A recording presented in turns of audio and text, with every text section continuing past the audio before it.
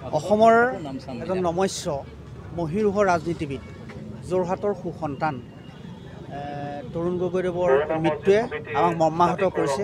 এজন যোৰহতীয়া হিচাপে আমি মৰ্মাহত। বিগত দিনবিলাকত যোৰহাটত তেখেতৰ গৃহ জিলাখনত যি অৱদান, এই অৱদান যোৰহাটবাসীয়ে সদায় মনত ৰাখিব।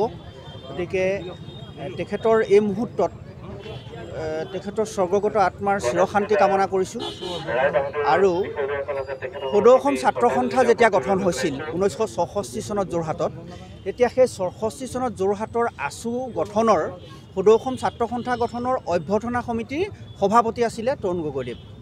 সেই একে সময়তে যোৰহাটৰ লোকেল বৰ্ডৰ ইলেকশ্যন হ'ল। ইলেকশ্যনত উঠিবৰ কাৰণে মানে ৰাজনীতিত অংশগ্ৰহণ কৰিবৰ কাৰণে তেওঁ লোকেল অভ্যৰ্থনা সমিতিৰ পৰা পদত্যাগ কৰি লোকেল বৰ্ডৰ সদস্য হিচাপে নিৰ্বাচিত হৈছিল। যদিহে সেই মুহূৰ্তত তেখেতে হয়তো ৰাজনীতিত বা লোকেল বৰ্ডত নগ'লেহেঁতেন, হয়তো আছুৰ প্ৰথমজন সভাপতি তৰুণ গগৈদেৱ হ'লহেঁতেন।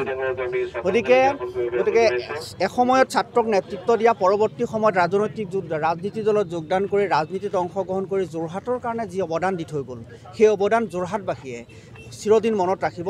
অসমবাসীতো আছেই, যোৰহাটবাসীয়ে চিৰদিন মনত ৰাখিব।